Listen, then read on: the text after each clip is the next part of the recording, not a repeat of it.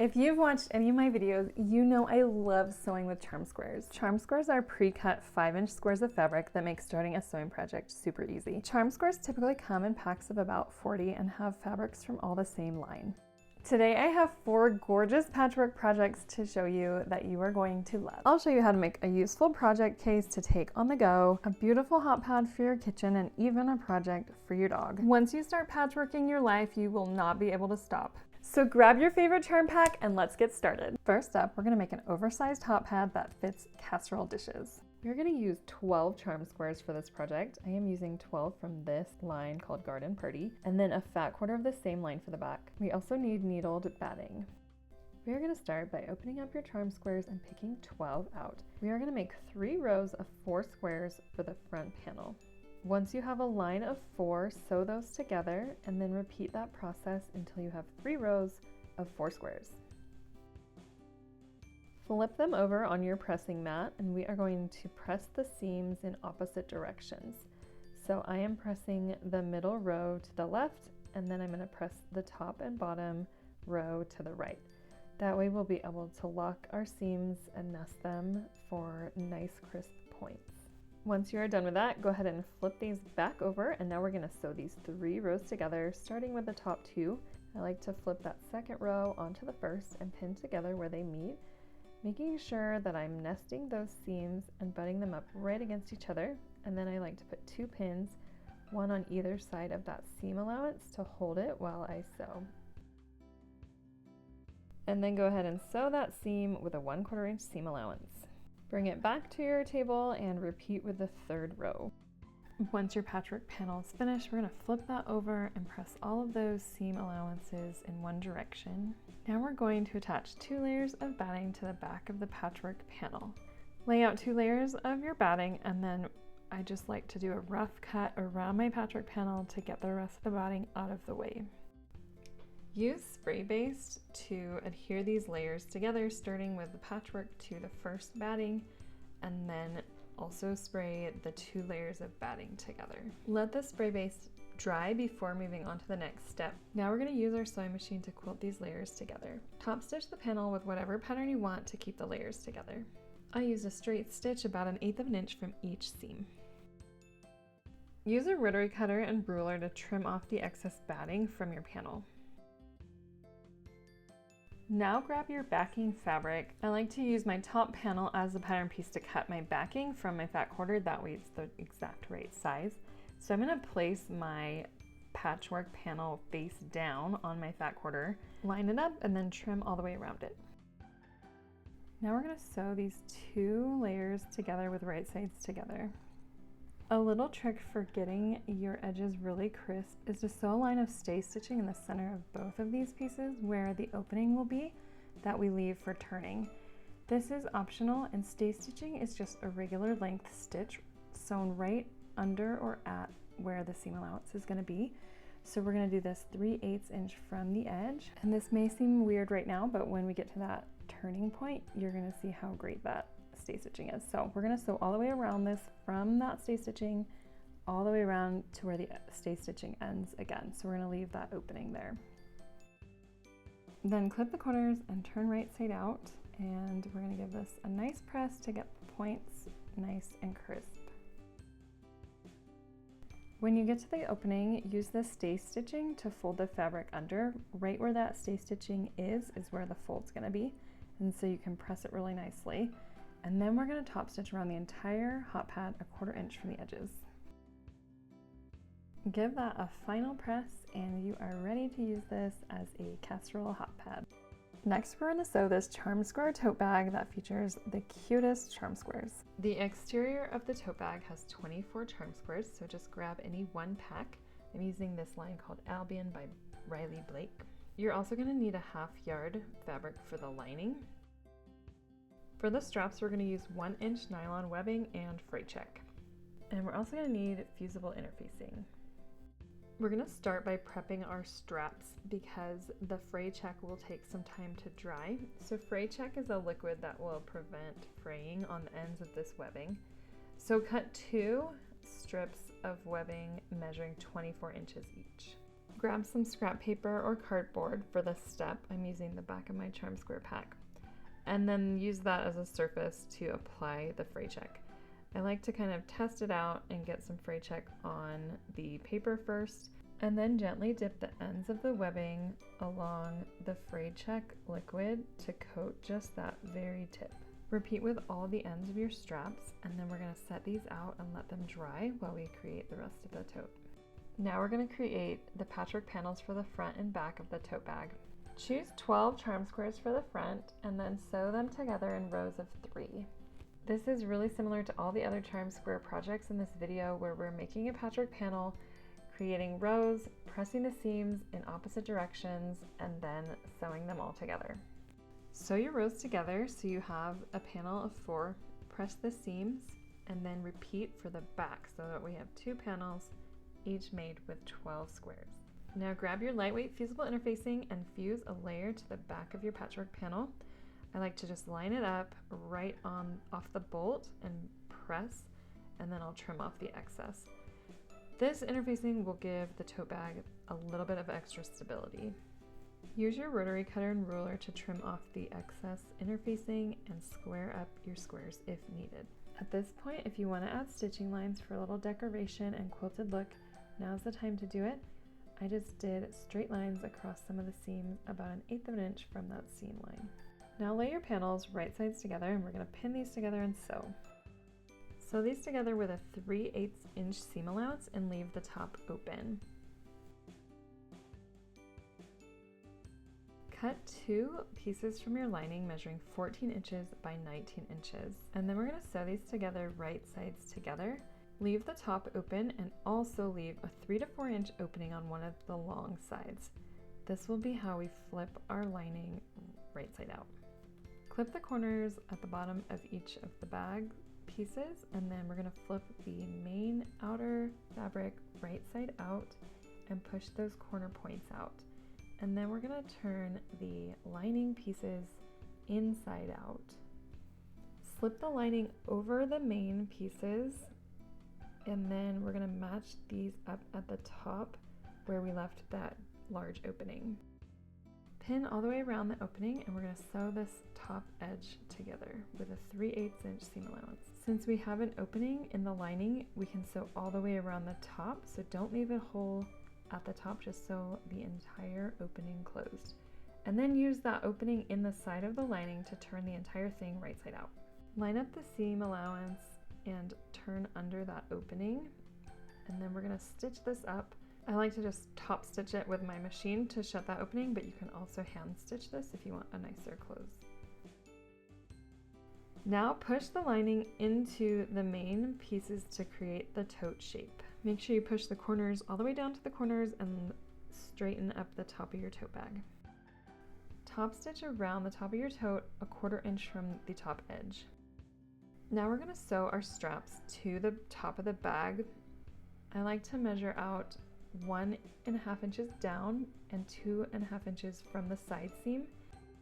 Now sew the strap on in a rectangle pattern, and then I like to put an X through the middle of that for an extra secure strap. Repeat with your other strap, and your tote bag is ready to use. This craft case project features a clear vinyl front so you can take your projects on the go. First, collect your supplies. We are going to need 10 charm squares for this project, so you can use a charm pack or leftovers from another project. And then you'll need a fat quarter or leftover fabric for the backing. The outside of the pouch will have binding, so you can grab some bias tape that is 1/2 inch wide or make your own. We will need a zipper that's at least 15 inches long, quilt batting, clear vinyl, fusible interfacing, and spray based. We're going to start by sewing 9 charm squares together in a 3x3 grid. You can put these in any order you want and sew them. For all the tricks and tips for sewing this grid together, you can see the previous projects in this video. Now we're going to back the panel with batting using spray base to adhere it. Trim off the excess batting, and then we're going to put the backing fabric behind and spray baste it to sandwich the batting inside your panel and the backing. Trim off your extra backing. Now we're going to top stitch the layers to quilt them together. I did a diagonal design through the corners of the charm squares. This created a diagonal grid, which is a fun pattern, but you can really use any top stitching pattern you want for this. When I'm doing diagonals, I like to mark my lines with a fabric marker before taking it to the machine. Now trace your top stitching lines with your sewing machine until you have finished your quilting.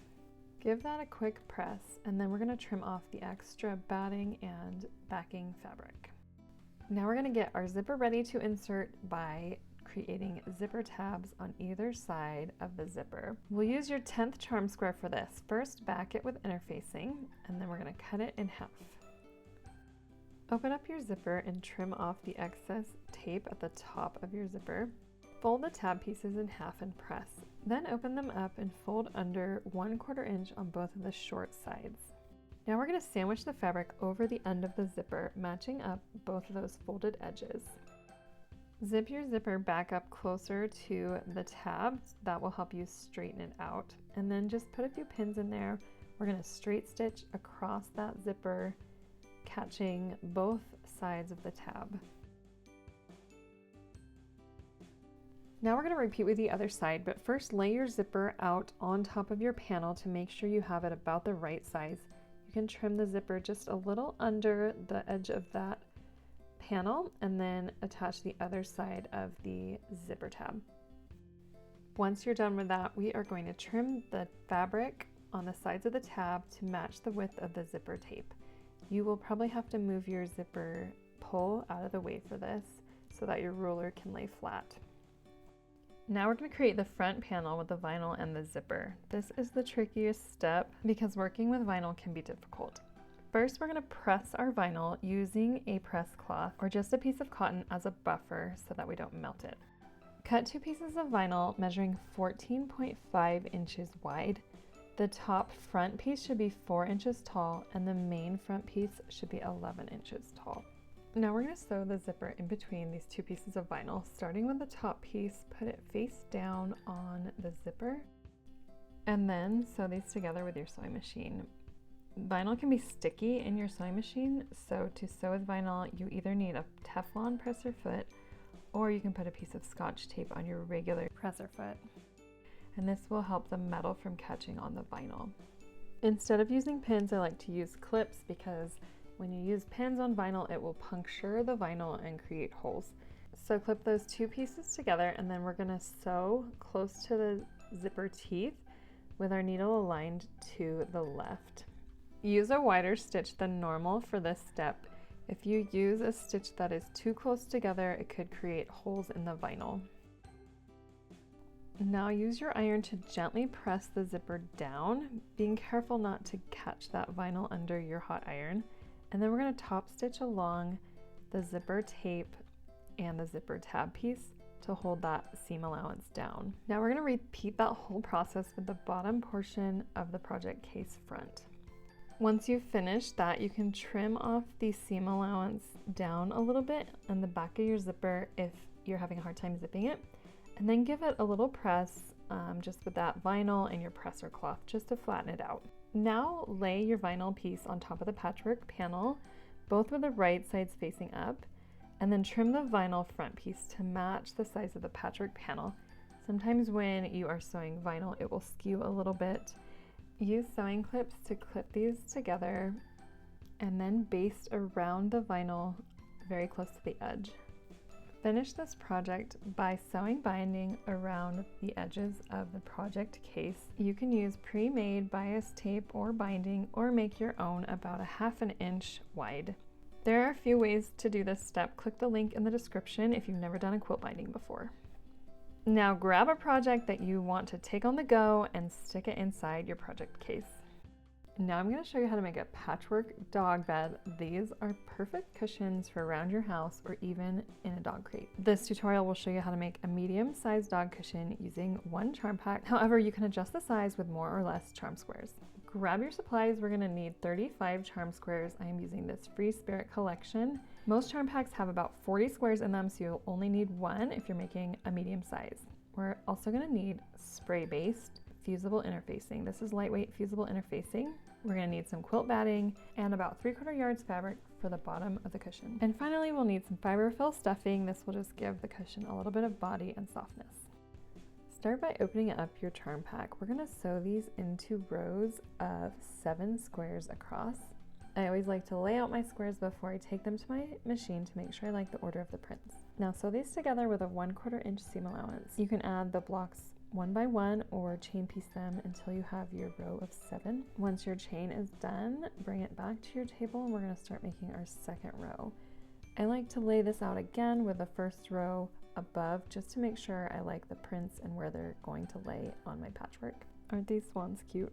Repeat sewing rows together until you have a total of 5 rows, each with 7 blocks. Now we're going to flip these over so that we can press the seam allowances. For best results, when we're pressing the seam allowances, we're going to press half of the rows to the left and half to the right. So start by pressing the top row to the left, the second row to the right, and so on until you have pressed them all. This will make it easy for us to lock our seam allowances and get really nice points. When that is finished, we're going to take the top 2 rows and lay the first row on top of the second row. And now to interlock our seam allowances, grab your seams and just place them together, butted up against each other. There's a little ridge where that seam allowance is, and that will butt up right next to the other one. And then you can add pins if you want. And then when you sew this, the points are going to be really sharp. Repeat that process until you've sewn all 5 rows together. Now flip your patchwork panel over and we're going to press all of those seam allowances in one direction. After that, I like to press the top of the patchwork just to keep things nice and crisp before we move on to our next step. Now we're going to fuse lightweight fusible interfacing to the back of the patchwork panel. You may have to do this in sections since the panel is bigger than most interfacing widths. Once you're done with that, we're going to do a layer of batting. Using our spray base, adhere these together. The batting will just go behind the patchwork to give it a softer finish and also to give us some layers to quilt together. Trim off the excess batting. Now we're going to give this a pretty quilting effect by sewing over the top of our patchwork panel. This will give us that quilted feel and also adhere the batting to the patchwork panel.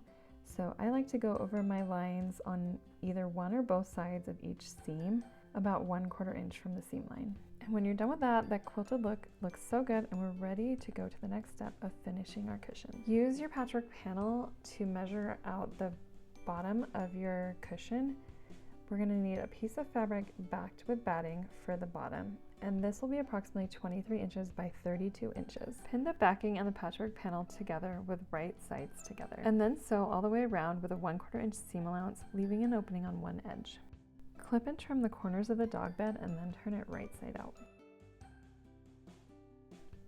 Give the cushion a really good press and then focus on the opening. We're going to turn under those edges to match the rest of the seam, about 1/2 inch. Now go ahead and stuff your dog bed to give it a little bit of body. You don't want to stuff this too much to make it look like a pillow.